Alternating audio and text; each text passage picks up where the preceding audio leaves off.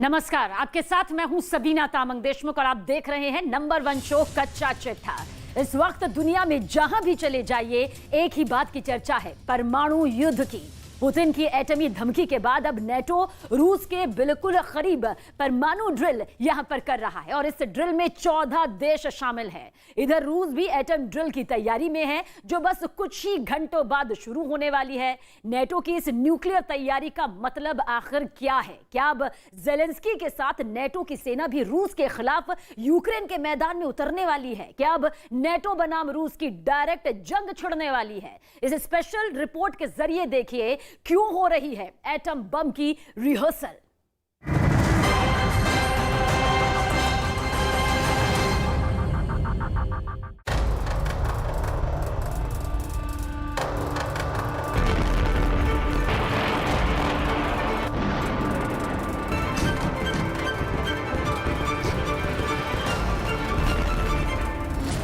रूस के पड़ोस में नेटो की परमाणु ड्रिल।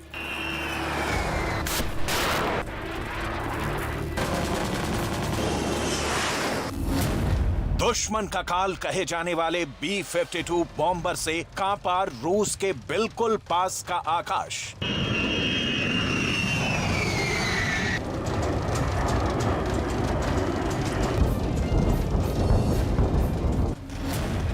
क्या यूक्रेन वॉर अब डायरेक्ट नेटो वर्सेस रूस होगी?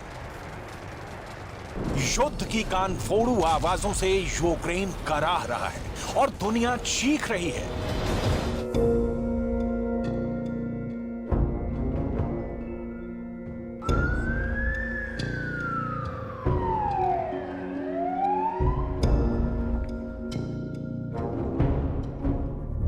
कीव परमाणु विनाश के खौफ से कांप रहा है। बाइडेन की फौज रूस को जवाब देने की तैयारी कर रही है क्योंकि यूक्रेन जंग में जो साफ हो चुका है वो ये कि नेटो बहुत दिनों तक यूक्रेन युद्ध में जमीन पर उतरने से खुद को नहीं रोक पाएगा, क्योंकि हथियार और डॉलर की मदद के अलावा जेलेंस्की को सेना भी चाहिए। लिहाजा नेटो की वॉर एक्सरसाइज चल रही है।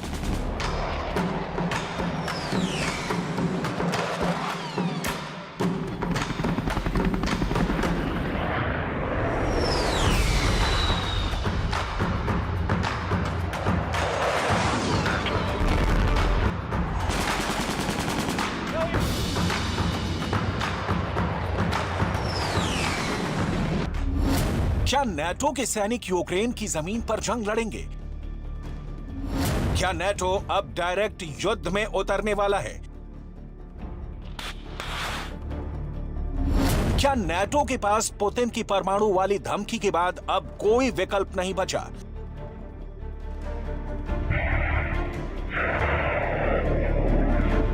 क्या नेटो यूक्रेन के बहाने सिर्फ पुतिन ही नहीं, चीन को भी मैसेज देना चाहता है कि वो पुतिन को मदद देने से बाज आए? आसमान,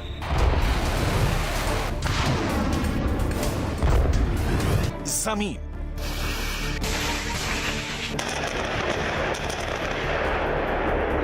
और पानी में नेटो का ये युद्धाभ्यास है। नाम है स्टेडफास्ट नून। नेटो को इस वॉर एक्सरसाइज की जरूरत क्यों पड़ गई, इसकी डिटेल आगे बताएंगे। पहले इस मिलिट्री ड्रिल की डिटेल जान लीजिए। दुनिया का काल समझे जाने वाले B-52 बॉम्बर को भी इस ड्रिल का हिस्सा बनाया गया है। हिरोशिमा और नागासाकी पर परमाणु हमले के लिए भी इसी सीरीज के बॉम्बर B-29 का इस्तेमाल किया गया था। इन परमाणु हमलों की वजह से आज भी हिरोशिमा और नागासाकी में कई तरह की बीमारियां फैलती रहती हैं।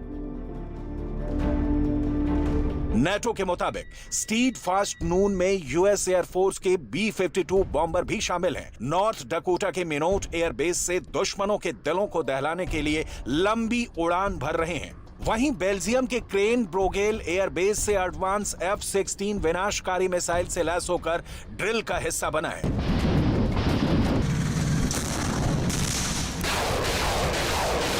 कहने को तो ये सालाना वॉर ड्रिल है, लेकिन नेटो की ड्रिल की टाइमिंग और शामिल होने वाले देशों की संख्या, एयरक्राफ्ट और हथियारों का जखीरा गवाही दे रहे हैं कि ये सिर्फ वॉर एक्सरसाइज तो नहीं है। इस सालाना परमाणु अभ्यास में 14 सदस्य राज्य और 60 विमान हिस्सा ले रहे हैं, जो बेल्जियम, उत्तरी सागर और ब्रिटेन के हवाई क्षेत्र को दहला रहे हैं। नेटो के इस परमाणु एक्सरसाइज के साथ जरा याद कीजिए अमेरिका के प्रेसिडेंट जो बाइडेन का पुतिन को परमाणु पर जवाब देने वाला बयान। No matter what else is happening in the world, the United States is ready to pursue critical arms control measures. A nuclear war cannot be won and must never be fought. ये NATO है जिसके दम पर president Zelensky Kyiv में बैठे अब भी महफूज हैं। ये नेटो है जिसकी ताकत को चैलेंज करने का मतलब है तीसरा विश्व युद्ध। ये नेटो है जो संयुक्त राष्ट्र संघ में अपनी शक्ति रखता है। ये नेटो है यूक्रेन तक इसके फैलाव की आशंका का ही नतीजा है। यूक्रेन झुलस रहा है, पुतिन की नींद उड़ी हुई है और दुनिया की सांसें थमी हैं कि ये खून खराबा कब बंद होगा। इस बीच नेटो का प्रचंड युद्ध छेड़ने की आशंका वाला ये परमाणु ड्रिल, नेटो की ये ड्रिल तब हो रही है जब रूस परमाणु एक्सरसाइज कर रहा है। रूस के इस परमाणु ड्रिल का नाम है ग्रोम। ये रूस का सालाना परमाणु एक्सरसाइज है, लेकिन इस एक्सरसाइज की टाइमिंग को पुतिन के परमाणु धमकी वाले बयान के साथ जोड़कर देखेंगे तो पता चलेगा कि दुनिया परमाणु युद्ध के दरवाजे की कुंडी खड़का रही है। दरवाजा खोला तो धमाका होगा, वो मानवता का संहार करने वाला होगा। रूस अपने परमाणु सक्षम बम वर्षकों, पनडुब्बियों और मिसाइलों का परीक्षण कर नेटो के सामने पूरे दमखम के साथ पेश है। पुतिन इस वक्त दुनिया के वो नेता हैं जिनके सामने यूक्रेन अब सिर्फ एक जंग नहीं, पुतिन की प्रतिष्ठा का सवाल है, जिसमें हार यूक्रेन की जीत कम, अमेरिका की जीत ज्यादा होगी। नेटो विजयी होगा। पुतिन अपने प्राण पखेरु ओढ़ने तक ऐसा ख्वाब में होते नहीं देख सकते। और जो यूक्रेन में रूस की सेना की हालत है वो कहती है कि बम की चाहे कितनी बारिश करो, कीव झुकेगा नहीं। इस हालात में पुतिन के परमाणु का विकल्प खुला है और यही डर पूरी दुनिया को मथ रहा है। सवाल है कि नेटो क्यों यूक्रेन की जंग को अपनी मान जंग में कूदना चाहता है। नेटो क्यों रूस पर परमाणु बम गिराने की प्लानिंग बनाए बैठा है। नेटो को आखिर जेलेंस्की को जिताने से क्या हासिल होगा। इन सारे सवालों का जवाब समझने के लिए आपको सैन्य संगठन नेटो की भूत, वर्तमान और भविष्य की उम्मीदों को डिटेल में जानना होगा, क्योंकि नेटो बनाम रूस में न्यूक्लियर जंग छिड़ा तो आधी दुनिया का नाश सिर्फ 2 मिनट में हो जाएगा। नेटो के सांगठनिक ढांचे को समझने से पहले आपको नेटो और रूस की परमाणु शक्ति के बारे में जान लेना चाहिए। संयुक्त राष्ट्र की एक रिपोर्ट की माने तो दुनिया के 7 देशों के पास कुल 12,700 न्यूक्लियर वॉरहेड्स मौजूद हैं। इनमें से 2 देशों अमेरिका और रूस 90% से अधिक परमाणु बम अपने पास रखते हैं। अगर अमेरिका के साथ नेटो के सभी देशों को मिला दें तो ये संख्या 5,943 बनती है, जो पूरी दुनिया को कई बार तबाह करने के लिए पर्याप्त है। रक्षा विशेषज्ञों का मानना है कि नेटो न्यूक्लियर युद्ध की स्थिति में संभावित रूप से 1 या अधिक टैक्टिकल या युद्ध क्षेत्र परमाणु बम तैनात कर सकता है। टैक्टिकल परमाणु छोटे हथियार होते हैं जिनमें 0.3 किलोटन से लेकर 100 किलोटन की विस्फोटक शक्ति होती है। 1945 में अमेरिका ने जापान के हिरोशिमा पर जो परमाणु बम गिराया वो महज 15 किलोटन का था। ऐसे में अगर नेटो हिरोशिमा परमाणु हमले के मुकाबले 6 गुना अधिक ताकतवर परमाणु हमला करेगा तो एक झटके में रूस की एक बड़ी आबादी तबाह हो सकती है। टैक्टिकल वेपन की जगह स्ट्रेटेजिक न्यूक्लियर वेपन अधिक विनाशकारी साबित हो सकता है, जिसका प्रभाव पूरी दुनिया पर पड़ना तय है। हालांकि यूक्रेन युद्ध में नेटो के स्ट्रेटेजिक परमाणु हमला करने की संभावना ना के बराबर ही है, लेकिन युद्ध में हालात कभी भी बदल जाते हैं। नेटो की वॉर ड्रिल रूस की सीमा से सिर्फ 650 मील दूर हो रही है। उस रूस के पास जिसके पास दुनिया में सबसे ज्यादा परमाणु बम है, जिसके पास फादर ऑफ ऑल बम है। अगर नेटो के सभी देशों के परमाणु हथियारों को मिला लिया जाए तो भी वो रूस की बराबरी नहीं कर सकते हैं। ऐसे में रूस अपने शक्तिशाली टुपोलेव Tu-160 का इस्तेमाल कर नेटो के सभी देशों का वजूद मिटा सकता है। यूएन की रिपोर्ट के मुताबिक विश्व भर में रूस के पास सबसे अधिक 5,977 परमाणु बम उसके सैन्य ठिकानों में मौजूद हैं। इतने परमाणु बमों की मदद से पुतिन सैकड़ों बार पृथ्वी को तबाह कर सकते हैं। फेडरेशन ऑफ अमेरिकन साइंटिस्ट के मुताबिक इन वॉरहेड्स में से अकेले 1100 से अधिक इंटरकॉन्टिनेंटल बैलिस्टिक मिसाइल हैं। जो रूस से बैठे ही दुनिया के हर कोने तक भेजी जा सकती हैं। यूक्रेन को समुद्र में भी एक के बाद एक परमाणु हमले देखने को मिल सकते हैं। रूस की नौसेना ने सबमरीन से परमाणु हमले करने के लिए अपने बेड़े में 800 बैलिस्टिक मिसाइल को सजा रखा है। ऐसे में अगर नाटो और रूस में परमाणु युद्ध होता है तो न सिर्फ रूस और यूरोप बल्कि पूरी दुनिया के लिए विनाशकारी साबित होगा, जो तीसरे विश्व युद्ध की ओर दुनिया को धकेल देगा। नाटो सिर्फ पुतिन के खिलाफ एक्शन में नहीं है, बल्कि वो रूस के दोस्त चीन को भी जवाब देने के मूड में है। नाटो का अंदरूनी आकलन ये है कि चीन रूस की राजनीतिक मदद कर रहा है, साथ ही प्रचार अभियान में भी रूस का साथ दे रहा है। नाटो के अंदर ये राय है कि अगर चीन ने रूस को वित्तीय और सैनिक मदद भी दी तो फिर यूक्रेन युद्ध का दायरा काफी फैल जाएगा। नाटो की राय है कि चीन के उदय से दुनिया की सुरक्षा का मानचित्र बदल गया है। यही वजह है कि नाटो अपने को पहले से ज्यादा मजबूत साबित करने के लिए दुनिया का चौधरी बना घूम रहा है। दुनिया में करीब जहां भी युद्ध है उसमें एक पार्टी नाटो है। नाटो यानी उत्तर अटलांटिक संधि संगठन उत्तरी अमेरिका और यूरोप का एक साझा राजनीतिक और सैन्य संगठन है। इसकी स्थापना साल 1949 में की गई थी। द्वितीय विश्व युद्ध के बाद बने इस संगठन का उस वक्त पहला और सबसे बड़ा मकसद था सोवियत संघ के बढ़ते दायरे को सीमित करना। इसके अलावा अमेरिका ने इसे यूरोप में राष्ट्रवादी विचारों को पनपने से रोकने के लिए भी इस्तेमाल किया। अमेरिका के नेतृत्व में नाटो लगातार बढ़ रहा है। 1949 में जब नाटो बना तो इसके 12 संस्थापक देश थे: America, Britain, Belgium, Canada, Denmark, France, Iceland, Italy, Luxembourg, Netherlands, Norway और पुर्तगाल। बाद में शीत युद्ध से कुछ समय पहले स्पेन, पश्चिम जर्मनी, टर्की और यूनान ने इसकी सदस्यता ले ली।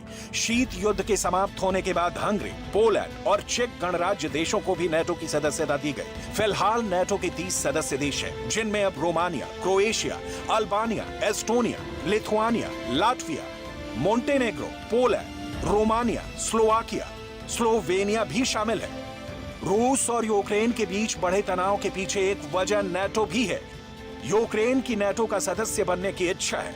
रूस के 2 और पड़ोसी फिनलैंड और स्वीडन ने भी नाटो की सदस्यता के लिए फॉर्म भरा है। ऐसा होने का मतलब है कि रूस की सीमा तक नाटो सेनाओं की अस्थायी मौजूदगी। कभी सोवियत संघ का हिस्सा रहे यूक्रेन का नाटो सदस्य बन जाना रूस शासन को नहीं सुहाता। नाटो की शक्ति का विस्तार का मतलब है रूस और चीन जैसे महाशक्तिशाली बनने या बने रहने की चाहत वाली ताकत के खिलाफ विस्तार। अमेरिका यूरोप के अपने सदस्य देशों के साथ मिलकर दुनिया पर अपना एक तरह से आधिपत्य कायम रखना चाहता है, और इस राह में सबसे बड़ा रोड़ा रूस और चीन है। यही वजह है कि नाटो ने अपनी पहुंच बढ़ाने के लिए कई देशों के साथ संबंध स्थापित किए हैं। अल्जीरिया, मिस्र, इजराइल, जॉर्डन, मॉरिटानिया, मोरक्को और ट्यूनीशिया नाटो के सहयोगी हैं। दक्षिण एशिया में पाकिस्तान और अफगानिस्तान में भी नाटो की भूमिका रही है, और इस नाटो का सीधा सामना है अब व्लादिमीर पुतिन से, जिन्होंने यूक्रेन पर हमला किया है और नाटो हमले का जवाब दे रहा है। अब तक ज़ेलेंस्की को हथियार और डॉलर भेजकर, जिसका नतीजा है कि बात न्यूक्लियर बम गिराने की हो रही है। कीव में आज कुछ ऐसा हुआ जो कीव के लोगों ने कभी सपने में भी नहीं सोचा था। एक आर्मी आसमान से उतर रही थी। ऐसे धमाके हुए कि शहर में 20 से ज्यादा घर पूरी तरह तबाह हो गए। ताजा हमले में कई लोगों की मौत तक हो गई। आज कीव के लोगों के मन में जितनी नफरत पुतिन के लिए है, उससे भी कहीं ज्यादा नफरत ईरान के लिए है। आखिर क्यों, जानिए हमारी स्पेशल रिपोर्ट के जरिए।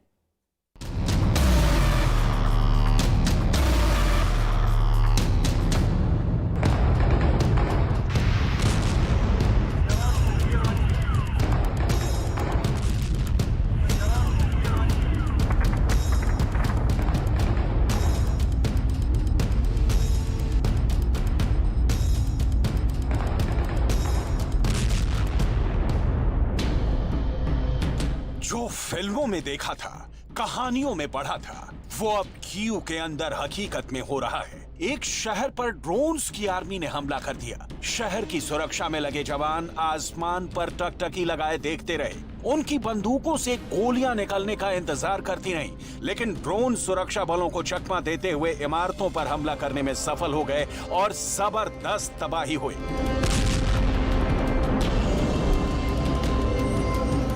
पुतिन ने इस बार ना तो कैलिबर मिसाइल निकाली, ना इस्कंदर मिसाइल का इस्तेमाल किया और ना ही सरमत मिसाइल का जिक्र हुआ।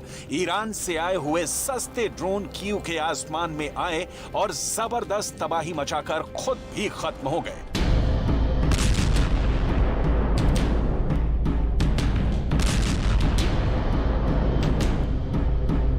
कीव पर एयर डिफेंस रूस के इस ड्रोन आर्मी के सामने नस्तो नाबूद हो गया। हालात ये हो गए कि शहर में ये चर्चा शुरू हो गई कि ज़ेलेंस्की हिफाजत से हैं कि नहीं। किसी ड्रोन ने ज़ेलेंस्की को टारगेट करने की कोशिश तो नहीं की। दुनिया में यही सवाल चर्चा में है कि आखिर ड्रोन हमलों के डर से किस बंकर में जाकर छुप गए ज़ेलेंस्की।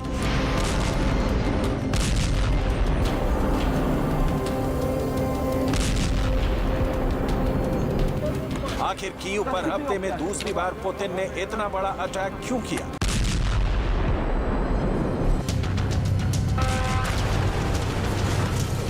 कीव पर इतनी दिशाओं से हमला किया गया। क्या बेलारूस से भी ड्रोन ने कीव को टारगेट किया?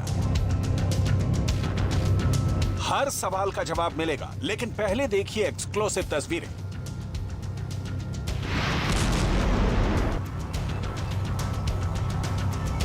कैसे कीव को ड्रोन ने जला दिया। कीव की गली गली में दहशत फैल गई। कीव में जब लोग सोने की तैयारी कर रहे थे, तभी रात 9:30 बजे से ड्रोन हमले शुरू हो गए। हर ड्रोन के धमाके के साथ कीव में दहशत बढ़ती गई। रात के अंधेरे में ड्रोन के धमाकों से निकली आग ने लोगों को चौंका दिया। और जब लोगों की नींद खुली और होश आया तो चारों तरफ ड्रोन से बचने की कवायद शुरू हो गई। अपनी जान बचाने के लिए लोग इधर उधर भागने लगे और ड्रोन कीव की सड़कों पर फटने लगे।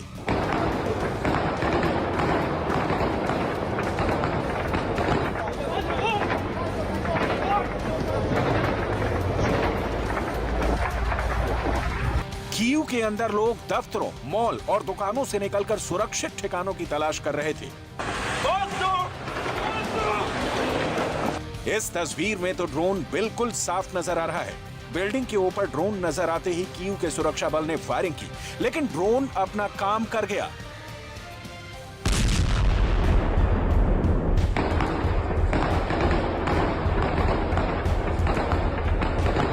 कीव के अंदर कुछ लोगों ने दावा किया कि उन्होंने पिस्टल और मशीन गन से फायर करके ड्रोन्स को मार गिराया है। इनके हाथों में ड्रोन के टुकड़े मौजूद थे। पुतिन ने पूरे कीव को डरा दिया। राहत और बचाव कर्मियों ने काम शुरू किया। बहुत मुश्किल से जली हुई इमारतों के मलबे से लोगों को निकाला जाने लगा।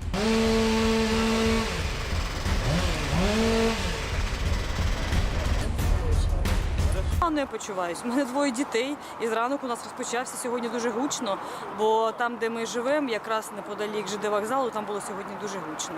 Але після відбій, да, треба їхати на роботу. Ось приїхала на роботу, але знов тривога. Тому біля десь укриття, але на повітрі. Так, це неправильно, але маємо бути. Ну а що, розбирає тільки злість, тому що надходять ж новини, да, кожну хвилину. І зараз ми розуміємо, що дістали з-під завалів. Сімейна пара, чоловік, жінка, вона вагітна, 6-й місяць, я мати. Що мене може переповнювати? Лють мене може переповнювати, більше нічого. Лють і просто ненависть до... इसी तरह माइको लाइव में भी पुतिन की आर्मी ने ड्रोन लॉन्च कर दिए। ये खतरनाक तस्वीरें देखिए। ओडेसा भी ड्रोन हमले की जद में आ गया।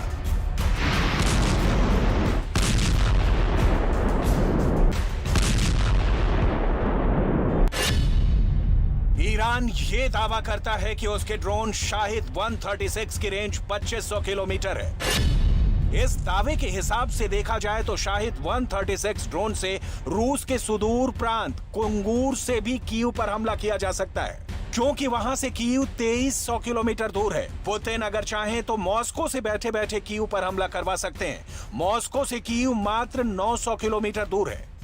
क्रीमिया के सिम्फरपोल से कीव की दूरी 800 किलोमीटर है और बेलारूस के मिन्स्क काजा से भी ड्रोन हमला कर सकता है। यह भी कीव से 550 किलोमीटर दूर है। मतलब ये कि कीव पर हमला करने के लिए रूस के पास जमीन की कोई कमी नहीं है। सबसे बड़ी बात यह है कि यूक्रेन के आसमान में कई घंटों तक मौजूद रहने वाला ड्रोन आखिर यूक्रेन के एयर डिफेंस से बचा कैसे। लेकिन यूक्रेन का दावा यह है,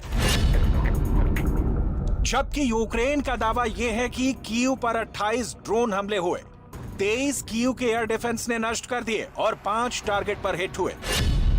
इसी तरह ओडेसा के अंदर रात 3:30 बजे से सुबह 7 बजे तक 6 ड्रोन मार गिराए गए और 9 माइकोलाइव के अंदर शूट किए गए। Знищено загалом, якщо брати атаку, починаючи з 21:30 вчорашнього вечора, так вже ночі можна сказати, і по цей час наразі вже підтверджено щонайменше знищення 37 дронів камікадзе.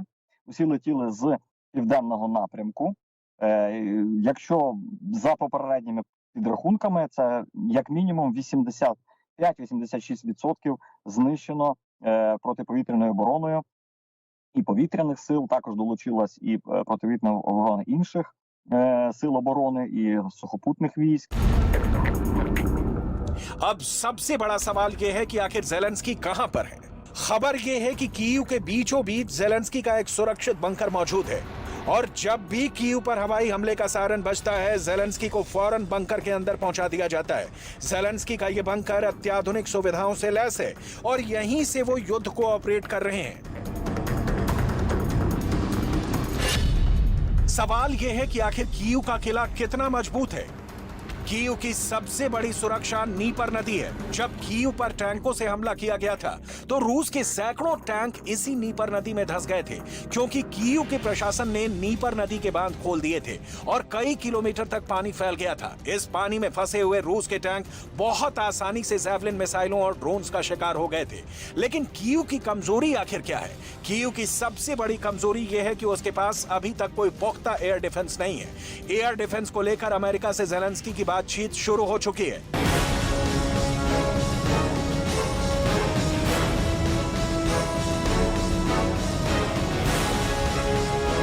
नेसम्स एयर डिफेंस जल्द ही यूक्रेन पहुंच सकता है, लेकिन यह अमेरिका के लिए भी एक बहुत बड़ा खतरा हो सकता है, क्योंकि नेसम्स ही वो एयर डिफेंस सिस्टम है जो वॉशिंगटन को भी सुरक्षित रखता है। अगर इस नेसम्स एयर डिफेंस को भेजने में भी रूस कामयाब हो गया तो अमेरिका के लिए सीधी चुनौती होगी। इसके अलावा नेटो के 30 देशों ने यह वादा किया है कि वो यूक्रेन को एयर डिफेंस मुहैया कराएंगे। अब इस पर भी काम शुरू हो चुका है। स्पेन के एयर डिफेंस तो यूक्रेन पहुंच चुके हैं।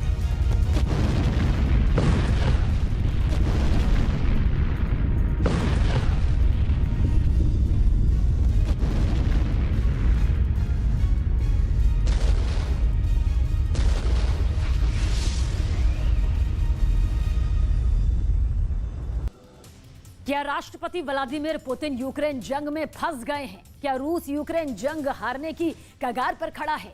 यूक्रेन जंग से जो हकीकत सामने आ रही है उसे देखकर तो यही लगता है कि अब धीरे धीरे ही सही, पर इस जंग में यूक्रेन का पलड़ा भारी होता जा रहा है और रूस को जंग के कई मोर्चों पर शिकस्त मिल रही है। लिहाजा राष्ट्रपति व्लादिमीर पुतिन यूक्रेन जंग हर वो हथकंडा अपनाते हुए नजर आ रहे हैं जो उन्हें इस जंग में जीत दिला सके, क्योंकि वो जानते हैं कि अगर वो जंग हारे तो अपना सब कुछ हार जाएंगे।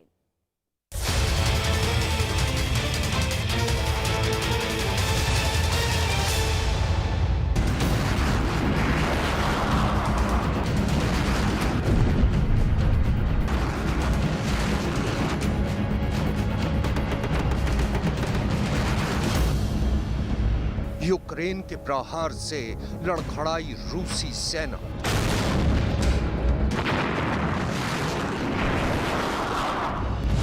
यूक्रेन ने पलट दी जंग में बाजी। ज़ेलेंस्की लिख रहे युद्ध की नई स्क्रिप्ट।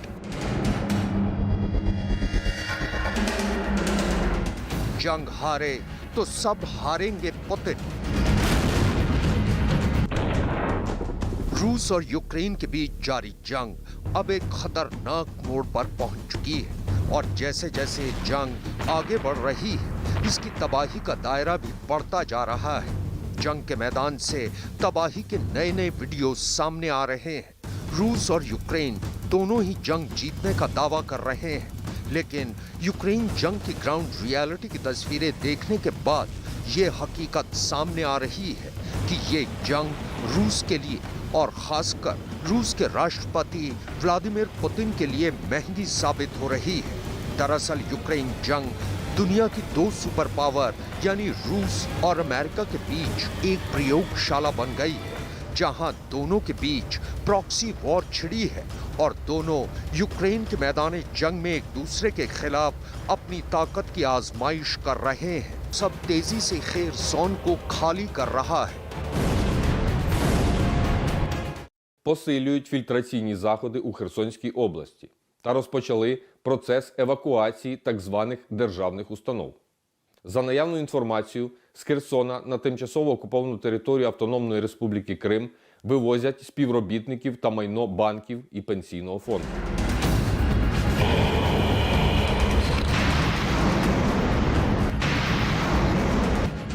यूक्रेन का दावा है कि उसकी सेना खेरसोन में लगातार आगे बढ़ रही है और उसके हमलों से रूस की फौज के कदम लड़खड़ा चुके हैं। यूक्रेन के मुताबिक उसकी सेना अब तक खेरसोन के कई इलाके वापस हासिल कर चुकी है। मसलन खेरसोन का नोवोवोस्क्रेसेंस्के गांव यूक्रेन की फौज ने जीत लिया है। उनका नोव ग्रेगोरिवका गांव पर जेलेंस्की की फौज ने यूक्रेन का झंडा लहरा दिया है। खेरसोन के पेट्रोपेवलिवका गांव से रूस की सेना भाग चुकी है। यूक्रेन के लोगों ने एक वीडियो बनाकर दावा किया है कि रूस के फौजी अपनी बख्तरबंद गाड़ियां और टैंक छोड़कर गांव से भाग चुके हैं। खेरसान के ट्राइफोनविका गांव में भी यूक्रेन के फौजियों ने बहुत शान से यूक्रेन का राष्ट्रीय ध्वज लहरा दिया है।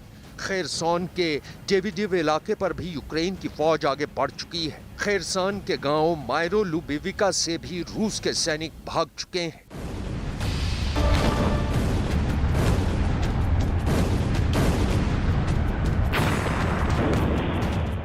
जंग में रूस के खिलाफ मिली कामयाबी के बाद यूक्रेन के राष्ट्रपति व्लादिमीर जेलेंस्की का जोश हाई है। लिहाजा उनका कहना है कि रूस की सेना के जो जवान ये जंग लड़ना नहीं चाहते, वो यूक्रेन की फौज के सामने सरेंडर कर सकते हैं। Гражданам России, кто не хочет участвовать в этой преступной войне, но кого отправляют на войну, я еще раз напомню об одной возможности.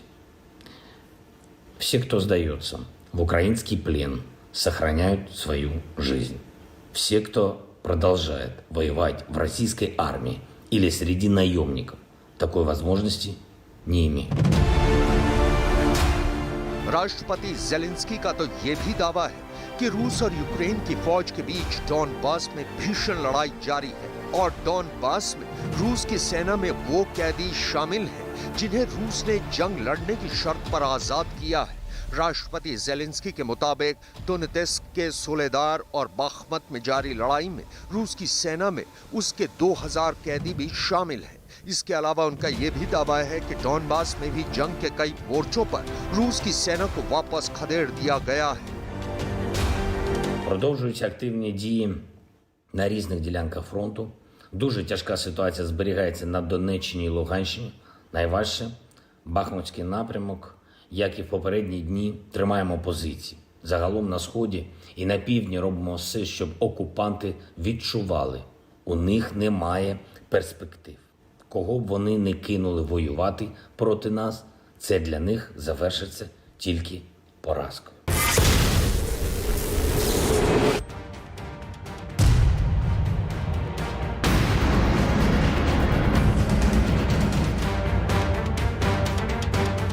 रूस के राष्ट्रपति व्लादिमीर पुतिन भी अच्छी तरह से इस हकीकत से वाकिफ है कि अगर वो यूक्रेन जंग हार गए तो उन्हें अपना सब कुछ गंवाना पड़ सकता है।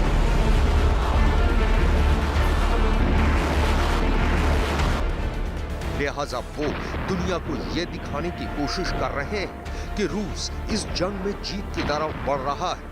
रूस के रक्षा मंत्रालय का दावा है कि खेरसोन के कई इलाकों में घुसने की कोशिश कर रही यूक्रेन की फौज को रूस की सेना ने वापस खदेड़ दिया है। На Николаево-Криворожском направлении противник предпринимал безуспешные попытки наступления в районах населенных пунктов Дучаны, Садок и Ищенко Херсонской области. В результате активных действий российских войск все атаки были отражены. Уничтожено около 120 украинских военнослужащих, 17 боевых бронированных машин и 8 автомобилей. Кроме того, российской артиллерии уничтожено 5 наведенных вооруженными силами Украины переправ через реку Ингулец.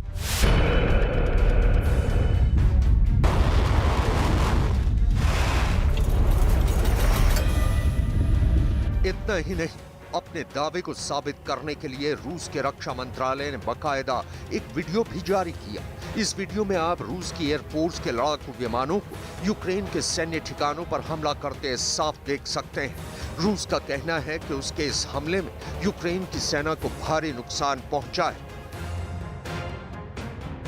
रूस ने ईरान से मिले शाहिद 136 कामिकाज़े ड्रोन से यूक्रेन के माइकोलाइव शहर में हमला किया।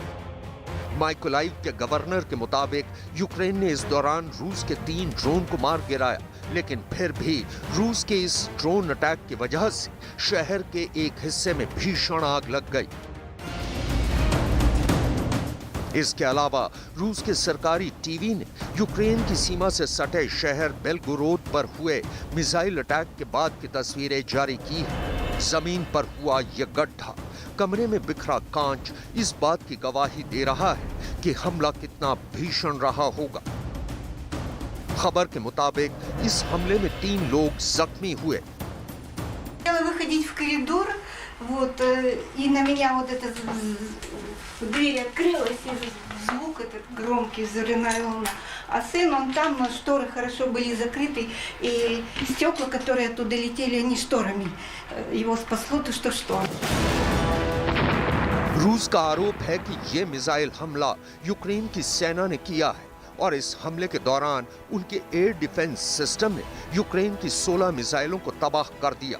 दरअसल बेलगोरोद में रूस की सेना का एक बड़ा सैन्य बेस है। इसके अलावा बेलगोरोद यूक्रेन की सीमा से महज 22 मील दूर है। बेलगोरोद की सीमा यूक्रेन के लुहांस्क, खार्किव और सुमय प्रांतों से सटी है। बेलगोरोद में रूस का एक बड़ा परमाणु अड्डा है। बेलगोरोद से रूस अपने टैक्टिकल न्यूक्लियर हथियारों के जरिए यूक्रेन के कई शहरों को निशाना बना सकता है। रूस ने साल 2014 में बेलगोरोद में अपना सैन्य बेस बनाया था। यूक्रेन का आरोप है कि बेलगोरोद से ही रूस लुहांस्क और दोनेत्स्क में विद्रोहियों तक मदद पहुंचाता रहा है। बेलगोरोद पर हुए मिसाइल हमले पर यूक्रेन ने अभी तक कोई आधिकारिक बयान जारी नहीं किया है। रूस के रक्षा मंत्रालय ने यूक्रेन के हमले का जवाब देने के लिए अपने एक मिसाइल हमले की तस्वीरें भी जारी की हैं। रूस के रक्षा मंत्रालय का कहना है कि उसने अपनी लंबी दूरी तक मार करने वाली मिसाइलों की बदौलत यूक्रेन के कई मिलिट्री कमांड सेंटर तबाह कर दिए हैं। Суток вооруженные силы Российской Федерации продолжали нанесение ударов высокоточным оружием большой дальности воздушного и морского базирования по объектам военного управления и системы энергетики Украины. Все назначенные объекты поражены. यूक्रेन का आरोप है कि रूस की सेना उसके ज़ेपोरिजिया प्रांत के कई अहम इलाकों में अभी भी भीषण गोलाबारी और मिसाइल हमले कर रही है। तबाही की ये तस्वीरें रूस के एक मिसाइल अटैक के बाद की हैं। ज़ेपोरिजिया के निवासियों का कहना है कि रूस ने शहर के एक रिहायशी इलाके पर हमला किया, जिसकी वजह से यहाँ बर्बादी फैल गई। Если только Украина прекратит сопротивление, эти бомбежки и эти убийства будут только усиливаться. Российской Федерации сдаваться нельзя. Это страна-террорист. Это страна-террорист.